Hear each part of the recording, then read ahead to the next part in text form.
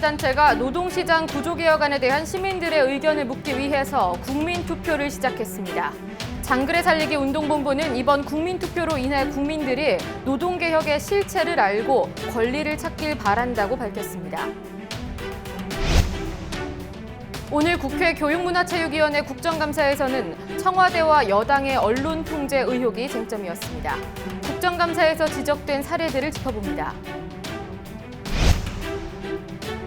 문재인은 공산주의자라는 발언으로 물의를 빚은 고영주 박문진 이사장에 대해서 변호사법 위반 논란이 제기됐습니다. 고 이사장은 과거 사분위 활동 시절 관여했던 분쟁사학 소송을 수임한 것으로 확인됐습니다. 한국문화예술위원회가 방만한 기금 운영으로 손해만 떠안는 고질적 문제에서 벗어나지 못하고 있습니다.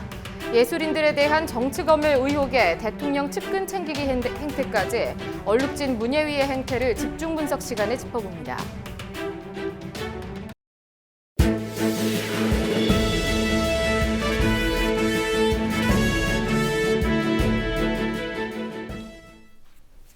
안녕하십니까. 뉴스K 시작합니다. 첫 소식입니다. 박근혜 정부가 추진하고 있는 노동시장 구조개혁안, 개혁일까요? 개악일까요? 국민들의 의견을 수렴하기 위한 시민사회단체의 국민투표가 오늘부터 시작됐습니다. 이 국민투표가 언제, 어디서, 그리고 또 어떻게 진행되는지 박다솔 기자가 전해드립니다. 노동시장 개편에 대한 시민들의 의견을 묻는 국민투표가 오늘부터 진행됩니다. 장그래 살리기 운동본부는 오늘 오전 서울 중구 태평로 프레스센터에서 기자회견을 열고 박근혜 정부의 노동정책에 대한 국민투표를 실시한다고 밝혔습니다. 이번 국민투표를 제안한 시민사회 인사들은 정부가 노동조건의 심각한 변화를 초래할 노동시장 개편을 추진하고 있지만 당사자인 국민의 의견이 덜 모아졌다고 판단했습니다. 오히려 정부가 노동시장 개편 정책을 일방적으로 홍보해왔기 때문에 여론이 왜곡됐다고 지적했습니다. 실제로 고용노동부는 17억 원이 넘는 홍보 예산을 집행했습니다. 지난 4월 장하나 새정치민주연합 의원이 노동부로부터 받은 노동시장 구조개혁 광고비 집행 내역에 따르면 노동부는 TV, 신문 등의 광고비로 17억 2천만 원을 썼습니다. 그리고 상당수 여론조사에서 정부의 핵심 정책들에 대한 긍정 여론이 높게 나타나기도 했습니다. 지난달 18일 한국갤럽이 발표한 여론조사에 따르면 정규직 해고 요건 완화, 즉 쉬운 해고에 대해 찬성하는 여론이 46%, 반대하는 여론이 41%로 찬성 쪽이 조금 더 많았습니다. 임금 피크제를 두고서도 비슷한 결과가 나왔습니다. 응답자의 70%가 임금 피크제 도입에 찬성한다고 밝혔습니다. 이는 임금 피크제가 시행되면 청년 일자리가 늘어난다는 정부 주장을 수긍한 결과로 보입니다. 하지만 임금 피크제 도입이 청년층의 일자리 확대로 직결되지 않는다는 연구 결과는 이미 수차례 나왔습니다. 일반 해고라고 하는 것이 실질적으로는 일반 시민들이 잘 몰라요. 그 내용을 정확하게는. 실제로는 임금 피크제가 되려면 정년까지 일을 하고 정년 연장이 되는 이제 이런 것들을 전제하고 있는데 실제로 요즘 정년까지 일하는 노동자들 거의 없습니다. 그래서 실질적으로는 임금 피크제가 되기 전에 이미 조기 퇴직하고 그리고 명예퇴직하고 그리고 권고사직하고 정리해고되는 사례가 태반이기 때문에요. 장그래 살리기 운동본부 측은 국민투표를 진행하는 동안 정부 홍보의 맹점, 모순점 등을 시민들에게 알리겠다고 말했습니다. 이곳 광화문 동아면세점 앞에 1호 국민투표함이 설치됐습니다. 오늘 투표함이 설치된 곳은 국가인권위원회 앞, 강남역 등 총 5개 장소입니다. 투표 장소는 장애인과 해고 노동자, 그리고 고공시위 중인 비정규직 노동자들이 있는 곳입니다. 진행 방식은 일반적인 투표와 다릅니다. 전국 곳곳에 1만 개의 투표소를 순차적으로 설치해 관심과 참여를 확산시킨다는 방침입니다. 국민 자신의 삶과 직결되는 노동 조건 그리고 삶의 조건을 소수 권력자와 재벌들이 결정하는 것이 아니라 노동자, 청년, 시민들이 직접 나서서 결정해야 한다는 직접 민주주의 실천 운동으로서 이 국민투표가 전개된다는 두 번째 의미가 있다고 하겠습니다. 저희들은 반드시 1만 개 투표를 설치하고 이것을 국민들에게 알리는 그 실체를 알리는 일에 전념하고 또 이것이 제대로 된 자신의 권리를 찾는 매우 중요한 계기가 될 것임을 믿어 확신합니다. 투표는 다음 달 12일 자정에 마감합니다. 국민TV 뉴스 박타솔입니다.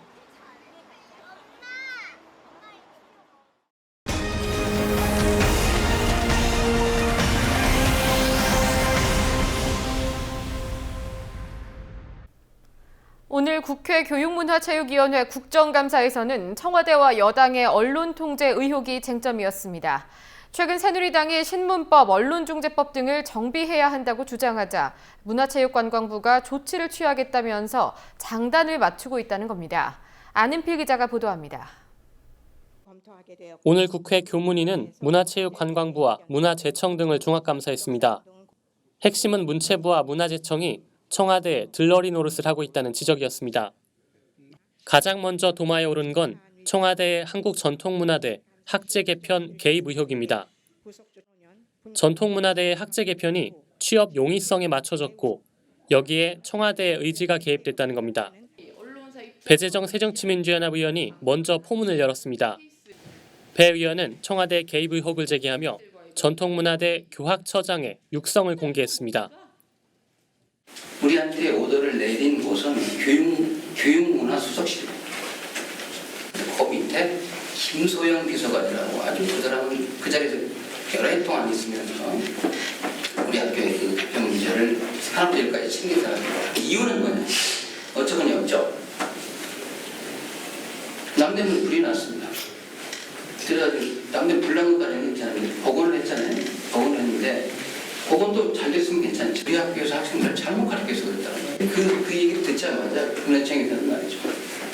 한술 더 뜬 거예요. 하지만 나선아 문화재청장은 이를 전면 부인했습니다. 이런 잘못된 학제 개편 당장 중단하시고 기본으로 돌아가세요. 문화재청 그리고 전통문화대학교가 청와대 출장소입니까? 그러면 교학처장은 없는 말을 했다는 거예요? 책임 통감하세요. 박근혜 대통령이 강조하고 있는 경제 활성화 법안 중 하나인 관광진흥법 개정안 통과를 위해 문체부가 관제 데모를 기획했다는 주장도 나왔습니다. 관광진흥법 개정안은 학교 인근에 호텔 건설을 허용하는 내용을 담아 이른바 학교 앞 호텔법이라고 불리며 논란이 되고 있습니다. 취업 준비생들 동원해서 정기국회 기간에 국회 앞에서 관제 데모를 기획을 한다? 뭐 지금 무슨 유신 시대입니까? 전두환 군사독재 시절입니까? 공무원들 학생들 동원해서 데모나 시키고요. 김종덕 문체부 장관은 학생들의 자발적 시위라며 관제 데모 기획을 전면 부인했습니다. 김태년 의원이 시위 참가를 지시한 담당 공무원의 실명까지 공개하겠다 경고했지만 김 장관은 끝내 관제 데모 기획을 인정하지 않았습니다. 저희가 이게 지금 세상이 언젠데 이게 이렇게 가능하겠습니까? 제가 볼 때는 저희가 뭐 사람 동원해 갖고 이런 일은 없습니다. 네, 전혀 그건 사실이 아닙니다. 네.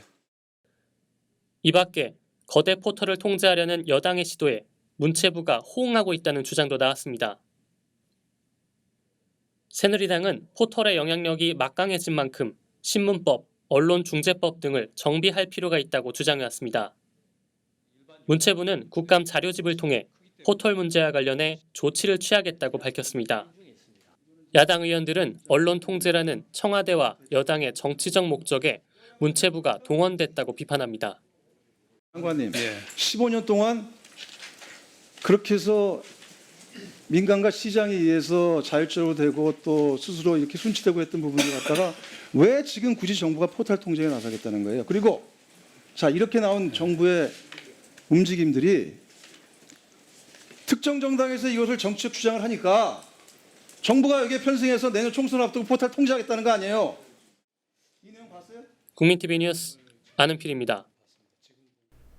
MBC 대주주인 방송문화진흥위원회의 고영주 이사장, 연일 공안적 발언을 쏟아내면서 자격 미달이라는 비판을 받고 있지요. 이번에는 변호사법 위반 논란도 불거졌습니다. 사학분쟁조정위원회 시절 관여했던 김포대 사건을 변호사로서 수임했기 때문입니다. 변호사법 위반으로 인해 실형을 선고받을 경우 박문진 이사장으로서는 결격 사유입니다. MBC의 대주주 박문진의 이사장인 고용주 변호사는 2013년 사학 분쟁 관련 사건을 수임합니다. 김포대학교 전 이사장인 전운학 씨가 김포대 이사 7명을 선임한 사학분쟁조정위원회의 결정을 취소해달라며 제기한 행정소송입니다. 문제는 이 사건에서 원고의 변론을 맡은 고영주 이사장이 2009년부터 2011년까지 사분위 위원으로 김포대 분쟁 조정에 관여했다는 겁니다. 분쟁의 조정을 맡았던 심판이 다시 선수가 된 셈입니다. 변호사법 31조는 공무원, 조정위원 또는 중재인으로서 직무상 취급한 사건의 수임을 제한하도록 규정하고 있습니다. 사분위는 2008년 경영권 갈등을 빚고 있던 김포대 정상화를 위해 임시이사를 선임하기로 결정합니다. 서로 대립하고 있던 설립자 측과 총장 측에서 각각 2명과 1명을, 교육부가 2명을 추천했습니다. 정원 7명의 남은 2자리는 김포대 이사회가 직접 개방형 이사로 선임하기로 했습니다. 하지만 김포대는 이어지는 분쟁으로 2009년까지 개방형 이사를 선임하지 못합니다. 이사회 구성이 완료되지 않아 이사장과 총장도 공석인 상태였습니다. 결국 개방형 이사 2명마저 사분위가 임시로 파견하기로 결정했습니다. 이 결정에 고영주 박문진 이사장이 사분위원회 자격으로 관여합니다. 결국 설립자 측 추천 인사들로 이사장과 총장이 선임됐지만 경영권 분쟁은 끝나지 않았습니다. 이후 설립자의 사망과 임청 총장의 논문 표절 시비 등 갈등과 내홍이 이어지자 사분위는 다시 2012년 1월 임시이사 7명을 파견하고 총장을 해임했습니다. 사분위의 이사 파견으로 이사장 자리에서 물러난 전운학 전 이사장은 사분위였던 고용주 이사장에게 사건의 변론을 맡겼습니다. 자신이 조정과 중재를 맡았던 사건에 변호를 맡아선 안 된다는 변호사법을 정면으로 위배한 셈입니다. 하지만 고영주 이사장은 이 같은 의혹에 대해 완강히 부인했습니다. 사분위 위원으로서 당시에 일종의 심판이었다가 그걸 변호하는 변호인이 되신 거잖아요. 그거하고 변호사법 위반이 된다는 문제하고는 다르죠. 그럼 변호사법 위반이 될 수도 있다라는 우려는 혹시 알고 계셨고 이런 문제 제기가 있다는 것도 알고 계셨습니까? 아니 그런 우려는 전혀 없으니까 선임을 했죠. 그런 우려가 있으면 선임을 안 했죠. 예, 그렇게 어거지를 피우지 마시고요. 나중에 법의 판단을 받아보시죠. 왜 다른지 알게 될 겁니다. 고영주 이사장은 자신이 이사 선임에 관여하지 않았다며 변호사법 위반이 아니라고 주장합니다. 하지만 법조계에서는 고 이사장의 변호사법 위반 정황이 짙다는 데 의견이 모입니다.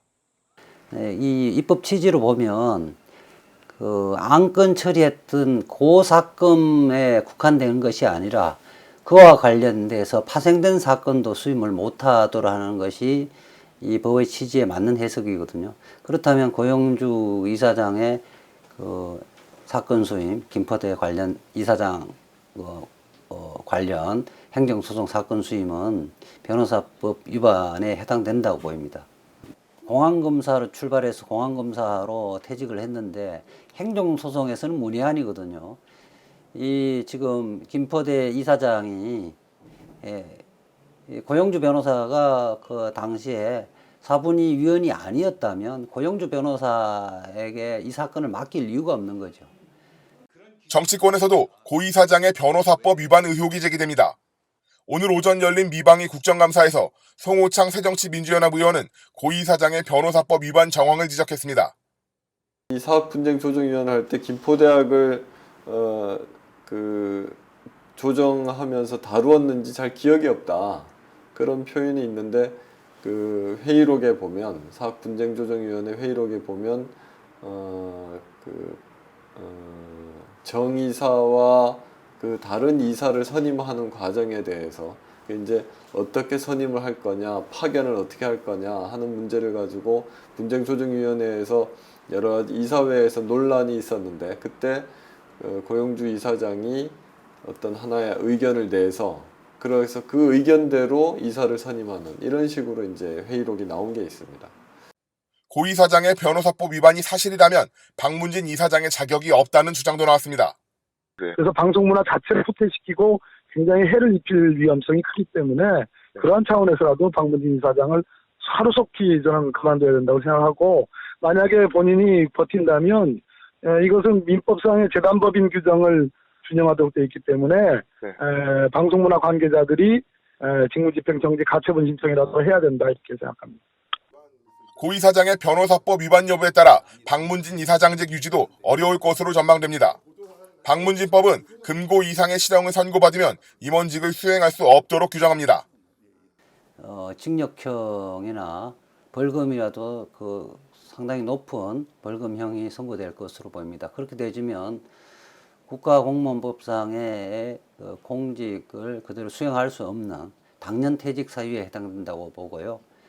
뭐 법원의 판결에 따라서 벌금형이 나온다 하더라도 더 이상 방문진 이사장으로서는 유지하기는 어려울 거로 보여집니다. 국민TV 뉴스 성지훈입니다.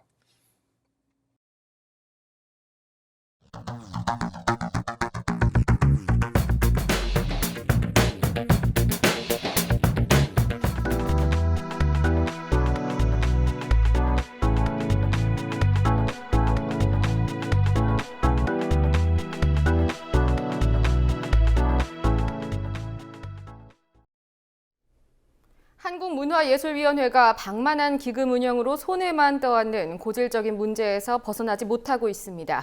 예술인들에 대한 정치 검열 의혹에 대통령 측근 챙기기 행태까지 각종 논란으로 얼룩지고 있지요. 김성수 시사문화평론가와 함께 상세한 이야기 나눠보도록 하겠습니다.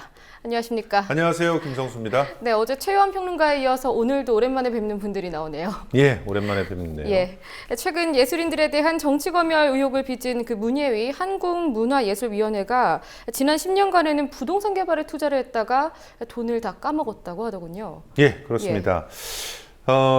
이런 사실이 이제 국회 교육문화체육관광위원회에서 도종환 의원의 자료 분석에 의해서 알려졌는데요. 예. 지난 그 2006년서부터 2008년까지 문화예술진흥기금 한 1,000억 원 가량이 그러니까 투자가 가능한 그런 돈이었습니다. 예. 근데 이 돈을 주로 어디에 투자를 했는지 봤더니요. 뭐 오스트레일리아 시드니 공동주택 개발, 예. 미국 뉴욕 맨하탄 임대 아파트 운영. 왜 여기까지 가서 임대 아파트를 운영하는지 모르겠습니다. 예, 지금 어느 항목이 있는지 어떤 예. 사례들이 있는지 화면 보면서 같이 화면을 설명 보면서 같이 듣겠습니다. 보실까요? 예. 예. 지금 2007년부터 8년까지. 예. 지금 보면은 광주 봉선동의 아파트 개발, 예. 우리 인창동의 주상복합단지 개발, 또 호주 시드니 킬랄라 공동주택 개발, 홍은동 주상복합 아파트 개발, 또 창동 민자역사 개발 같은 경우도 손실이 굉장히 컸고요. 예. 또 뉴욕 맨하탄의 임대 아파트 운영 이런 쪽으로 대략 한 1,000억 정도를 투자해서 예. 지금 회수를 264억 원 정도 회수를 했고요. 나머지가 다 손실이 될 수 있는 가능성이 있습니다. 그러니까 절반도 얻지 못한 거네요, 수익은? 그렇죠. 예. 절반도 얻지 못하고 지금 뭐 대손 충당으로 날아간 돈, 뭐 무슨 예. 감액된 돈, 뭐 이런 것들 다 해가지고 대략 지금 거의 확정적으로 손실이 된 금액이 대략 한 581억 원 정도 되고요. 예. 저게 더 늘어날 수도 있는 그런 상황인데요. 예. 지금 뭐 이러다 보니까 2004년도까지만 해도 대략 한 5,270억 정도가 문예진흥기금으로 쌓여 있었습니다. 근데 이 예. 돈이 어떻게 모은 돈인지를 좀 설명을 해드려야 돼요. 원래 문예진흥기금이라고 하는 돈은 예술인들이 공연을 할 때 그 티켓 비용에서 10%에서 적게는 한 6%까지 요 사이를 떼서 예. 그냥 일괄적으로 뗐어요. 그래서 이게 준조세에 해당한다 그래서 폐지를 시켰거든요. 예. 그렇게 떼어서 만든 돈입니다. 그러니까 마땅히 예술인들에게 돌아가야 될 돈을 정부가 기금이라고 해가지고 강제로 거둔 거죠. 지금은 폐지된 거니까 걷지 않는다는 건가요? 지금은 안 걷죠. 예. 그런데 강제로 걷어가지고 한 5천억을 만들어가지고 이게요, 그 사실 문화예술위원회를 그 문예 전문가들이 위원장하고 이러던 시절에는요, 겁이 나서 쓰지도 못했습니다. 사실 예. 그때 당시 뭐 저도 그 대학로에서 일을 하고 있었으니까 아는데 오히려 문예진흥기금을 헐어서 쓸까요? 라고 이렇게 얘기를 하면은 반대를 했던 그런 상황인데 문화의 문자도 모르는 분들이 이렇게 문화예술위원장 하시고 그러니까 막 펑펑 갖다 쓴 거예요. 예, 말 그대로 문예진흥기금인데 지금은 뭐 부동산 시장 진흥기금처럼 사용이 되고 이게 있네요. 왜 이런 문제들이 있었냐면 일단은 기본적으로 그 2004년도까지만 해도 주로 문예진흥기금의 이자에서 운영하는 돈을 갖다 쓰다가 예. 이제 복권기금이 들어오게 됩니다. 그러면서 복권기금이 들어오면서 기본적으로 문화예술에 운영하는 돈들의 규모가 커지게 되죠. 이렇게 커진 상태에서 2006년에 복권의 이제 문제점 이런 것들이 막 특히나 그때 당시에 야당이었던 신한국단을 중심으로 해서 엄청나게 그 문제가 되고 보수 언론들이 공격을 하니까 복권의 판매액을 반으로 줄였죠. 그렇게 줄이면서 복권 기금의 적립이 엄청나게 줄어들었습니다. 그런데 이미 문화예술 지원금으로 올려놓은 그런 돈들은 커져 있는 상태에서 기금이 줄어드니까 그걸 줄이지 못하고 야금야금 쓰게 됐고요. 예. 그리고 또 한편으로는 이렇게 잠식되면 안 되니까 1,000억 정도의 여유자금을 갖고 투자를 해봐라. 그래서 투자를 했는데 저렇게 엉뚱한 데다 투자를 해가지고 결과적으로 손실을 끼쳐졌는데 예. 그때 당시에 그 기금운용 담당자가 한 명이었어요. 이분이 이 투자 관련 뇌물 수수로 징역 6년에 추징금 3억 8천의 형사처벌을 받아갖고 예. 지금 그 이런 처벌들을 갖다 받은 그런 상태입니다. 예, 그러니까 전문성이 없는 한 명의 인사가 지금 저 투자를 담당을 했다가 횡령 혐의까지 받았다는 건가요? 그렇습니다. 예. 지금 사실 그 문화체육관광부 산하의 문화진흥기금이라든가 영화발전기금 이런 기금들은 상당히 그래도 여유가 있는 기금이에요. 예, 그래서 63개 기금 중에 30위 안에 들어간다. 그렇습니다. 예. 그만큼 그 여윳돈 1,000억 정도를 가지고 투자를 할 수가 있었던 그런 돈인데 그런데 이 돈이 지금 현재 보면 5천억에서 한 1,000억 정도를 떼내서 투자를 했던 건데 지금 현재 1,500억 정도의 돈으로 줄어들어 있습니다. 이렇게 예. 줄어들어 있는 데에는 투자의 손실이 굉장히 큰 역할을 차지를 했고요. 그리고 아까도 말씀드렸듯이 복권기금이 생기면서 확충됐던 그 지원금들의 규모를 줄일 수 없음으로 인해서 예. 생겨난 그런 일종의 100억 정도씩 계속적으로 이제 깎아먹기를 했던 것들, 그것들이 여기까지 온 것입니다. 그러면서 이럼에도 불구하고 문화예술위원회와 문화체육관광부에서는 기금을 더 확충하기 위한 그런 노력들을 별로 하지 않고 실제로 이렇게 헐어서 쓰는 데 집중을 했어요. 그래서 대략 그 본격적으로 헐어서 썼던 것이 2008년서부터 헐어 쓰기 시작했는데요. 예. 지금까지 한 7년 동안에 거의 5천억을 다 말아먹은 그런 상황이 되어 있는 그 상황이고요.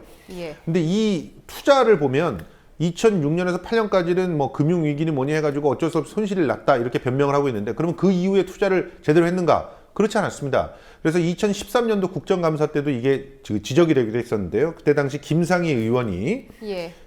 정권의 입맛에 맞는 투자, 또 부실 투자, 또 공적 기금에 맞지 않는 부도덕한 투자로 인해서 기금이 계속 손실됐다라고 주장했는데 그때 예. 당시 어디에 투자를 했는지 보면 2010년 3월에 예. 녹색 성장 관련 펀드에 100억 원을 투자했고요. 그리고 또 한국수자원공사하고 4대강 담합비리의 연루 의혹이 돼 있는 건설사들이 포함되어 있는 연기금 통합 신성장 동력 상품에 250억을 투자를 했고요. 예. 그리고 맥쿼리 인프라 펀드에 70억을 투자하는 일도 있었습니다. 근데 맥쿼리 인프라 펀드 같은 경우는 예. 뭐 이명박 그 전 대통령과 관련돼 있는 그런 투자처다라고 하는 의혹들이 있었고 워낙 의혹투성인 기업이죠. 이거는 뭐 도대체 검은 머리 외국인들의 투자였다. 그래서 한국인들이 실제로 투자를 한 것이다. 이렇게 얘기되면서 한국의 주로 이제 도로나 이런데 그 투자를 하면서 그 한국 정부를 상대로 돈을 갖다 빼돌리는 그런 예. 투자를 하기로 유명한 악명이 높은 펀드였잖아요.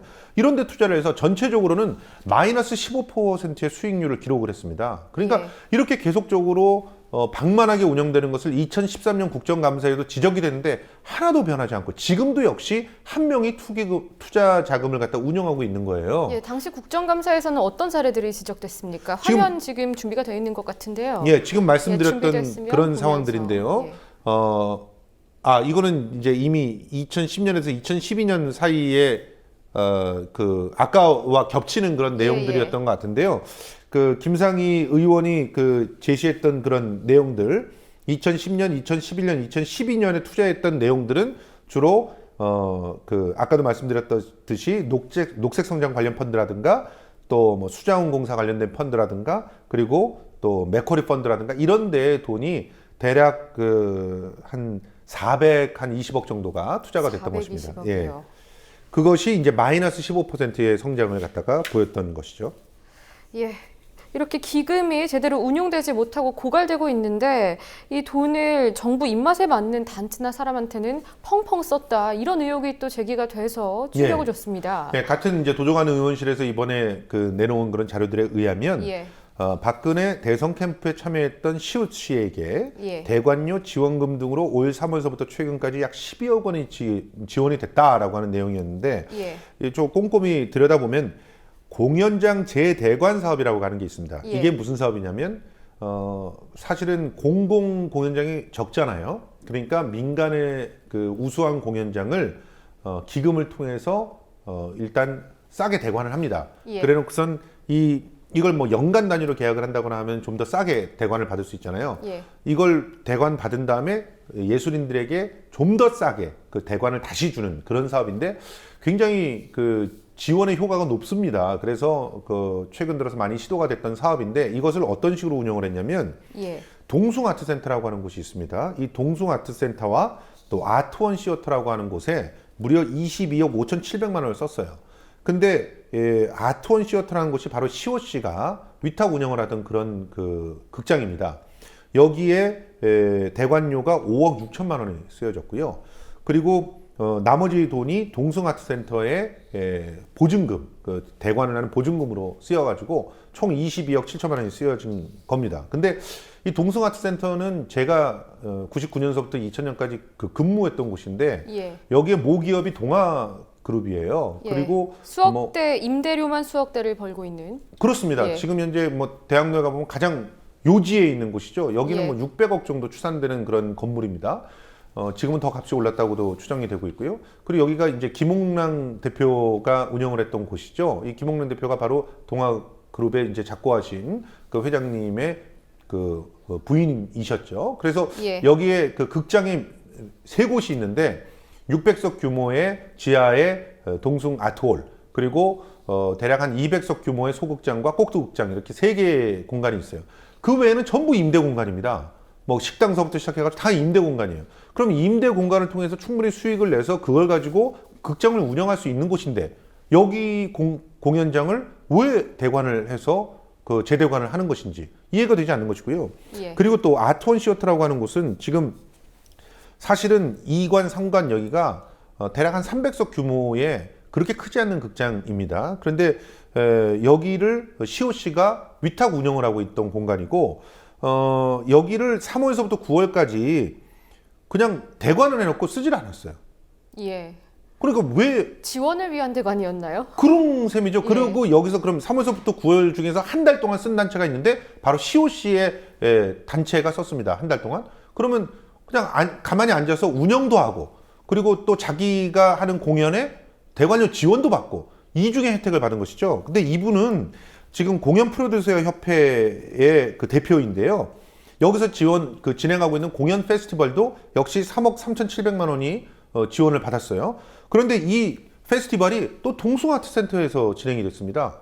그럼 동숭아트센터를 통해서 재대관 지원도 받고 3억 3,700의 직접 지원도 받고 2중 3중의 지원을 받은 거죠.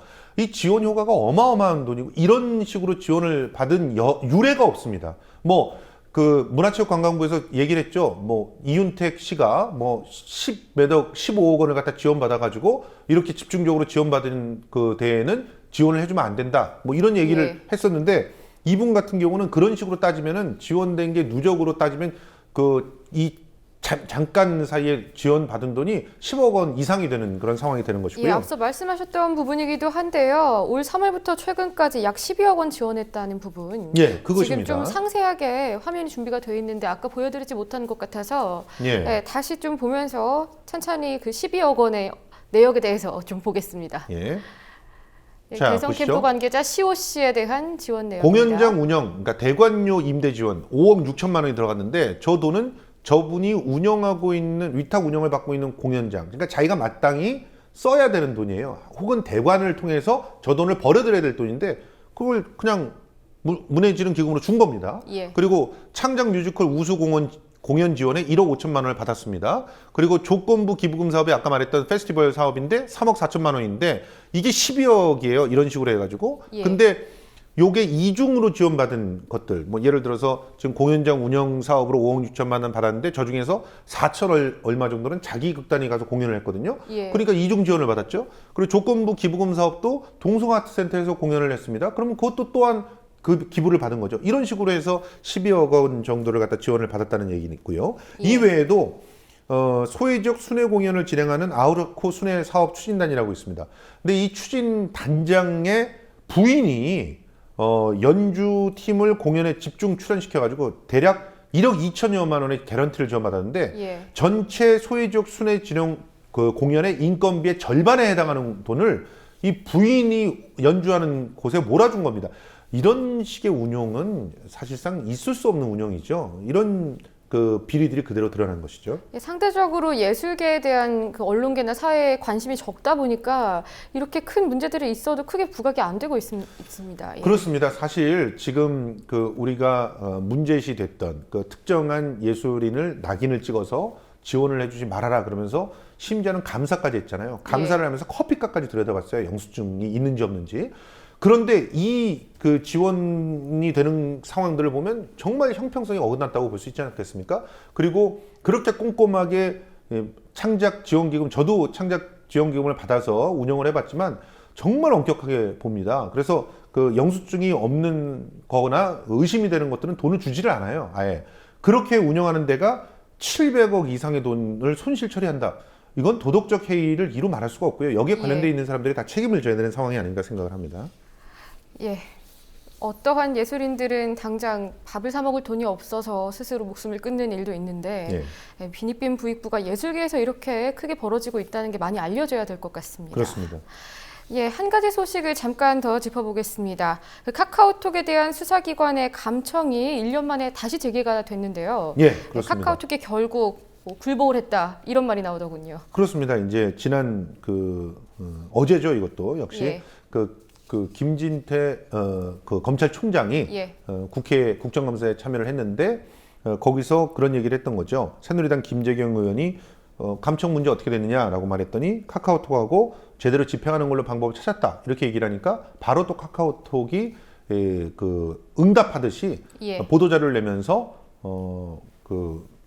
이 양쪽의 의견들을 종합해서 결과적으로는 이 감청에 응하는 것으로 방침을 정했다라고 하면서 예전과 다르다. 어떻게 달라졌냐면 감청 자료를 내면서 해당되는 사람의 내용은 그대로 보여주지만 나머지는 다 익명 처리를 한다. 그러니까 이름은 안 보여주지만 대화 내용은 보여준다 이건가요? 예, 그 말은 이제 어떻게 하는 거냐면 예를 들어 도청이라고 비유를 해봅시다. 그러니까 도감청 같이 전화를 그 자료로 한다면 음성 변조 정도는 한다 이런 건데 그게 무슨 의미가 있는지 모르겠습니다. 실효성이 없을 것 같은데. 그리고 또 어떤 내용이 또 들어가 있냐면 이 감청을 하려면 반드시 영장을 제시해야 되잖아요.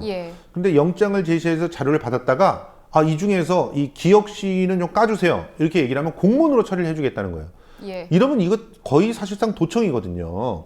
그러니까 다시 감청 영장을 재발급해서 그 사람을 다시금 받는 것이 아니라 그냥 협조 공문만으로 그 같은 대화방 안에 있는 익명 처리되어 있는 사람은 보게끔 하겠다. 이것은 사실상 실시간 감청이 무작위로 될 수 있다는 것을 또 의미하는 거 아닌가 이런 우려들이 나오고 있는 것이고요. 그래서 카카오톡이 이런 부분들에 대해서 문제 제기를 하니까 그럼 비밀 대화방을 활용하시면 됩니다. 이렇게 얘기했는데 이제 암호화 처리가 돼서 비밀 대화방은 들여다볼 수가 없다는 것인데 사실 이것도 이미 이번에 그 전반기에서 문제가 됐던 도감청 프로그램 있지 않습니까? 그런 것들을 심어서 실시간으로 캡처를 할 수가 있습니다. 그렇게 되면은 여전히 이것도 역시 감청될 수 있는 그런 가능성들이 있기 때문에 사실상 또 다른 그런 합법적 감청이 확인된 게 아닌가 이렇게 얘기되고 있는 상황입니다. 사실 카카오, 구 다음 카카오죠. 지금은 카카오고요. 그런데 카카오톡 측에서 좀 강화하겠다고 해도 믿지 않는 국민들이 상당히 많았거든요.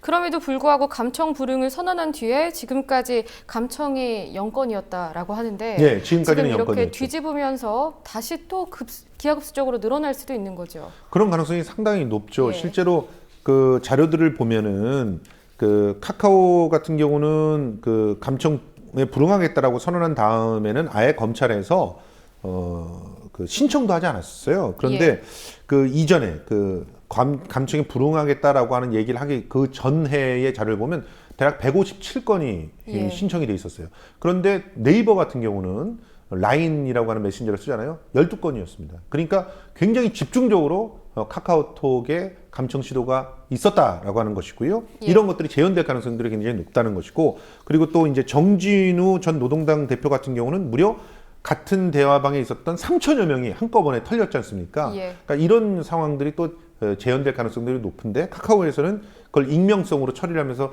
막을 수 있다고 이렇게 주장을 하고 있는 건데요. 이 부분에 대해서는 앞으로 더 지켜봐야 될 것 같고요.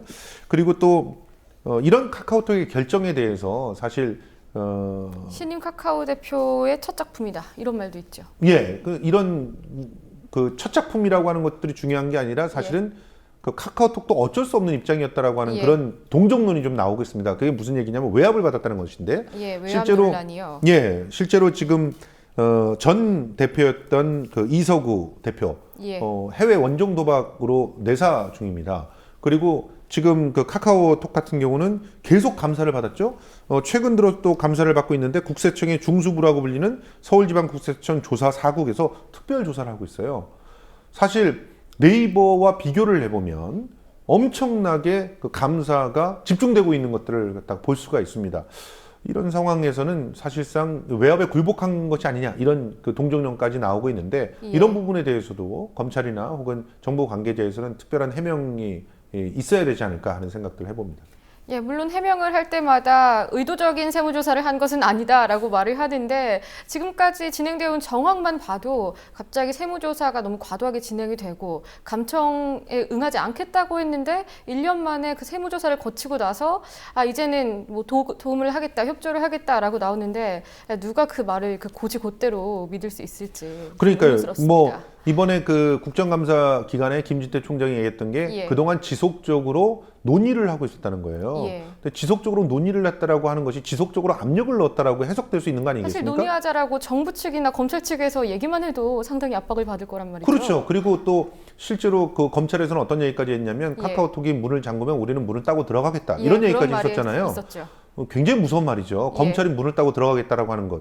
이거는 압수수색 영장도 발부받지 않은 상태로 이런 얘기를 한다는 것은 위협으로 들릴 수밖에 없는 요소고 거기에 또 걸맞춰 전 대표가 결국 그래서 이 이서구 전 대표는 그 자기 자리를 내놓고 물러날 수밖에 없었던 거 아니냐 이런 관측들도 나오고 있는 거예요. 그러니까 새로운 그 신임 대표 임지훈 신임 대표가 새로운 그 젊은 그 동력을 가지고 회사를 이끌어 나가기 위해서 양보를 한 게 아니라 실제로는 이런 외압에 시달리다 보니까 실제로 이 임지훈 그 신임 대표의 뒤에는 또 김범수 전 의장이 있거든요. 김범수 의장이 사실 비서처럼 이렇게 활동했던 복심입니다.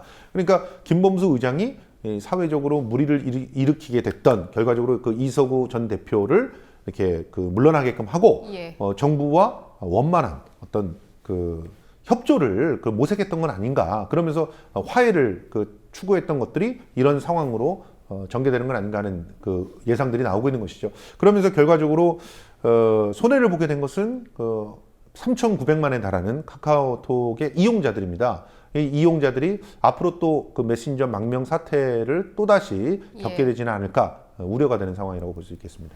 예, 지난해에도 텔레그램으로의 이탈이 상당히 가속화됐었는데 이번에도 또 해외 기반을 둔 SNS들이 어떻게 많이 메신저들이 성행할지 유행할지 또 봐야 될 것 같습니다. 그렇습니다. 예, 오늘 수고하셨습니다. 고맙습니다.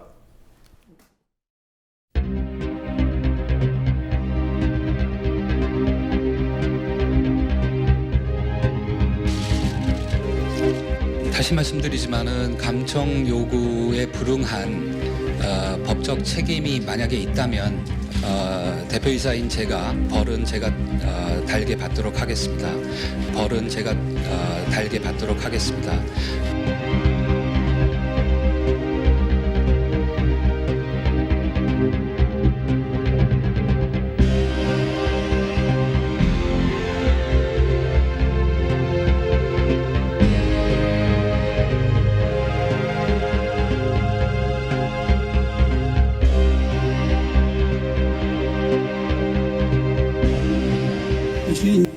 관련 있다고 소명되는 부분을 별도로 다시 받는 아마 그런 쪽으로 지금 합의를 했습니다.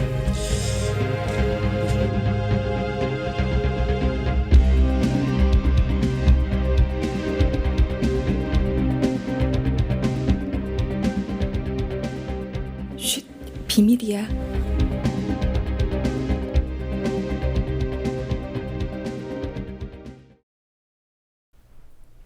앞서 전해드렸다시피 고영주 박문진 이사장의 자격 논란이 한창입니다. 구체적 근거 없이 상대를 공산주의, 친북으로 몰아가는 편가르기 행태. 망가지고 있는 언론의 행태와도 크게 다르지 않습니다. 국민TV는 오는 7일 금요일에 공영방송 MBC 이래도 좋은가라는 주제로 쟁점 토론을 진행합니다. 정치 권력의 언론 장악이 공영 언론을 어떻게 추락시키고 있는지 조합원, 시청자 여러분의 많은 관심 바랍니다. 뉴스 마치겠습니다. 고맙습니다.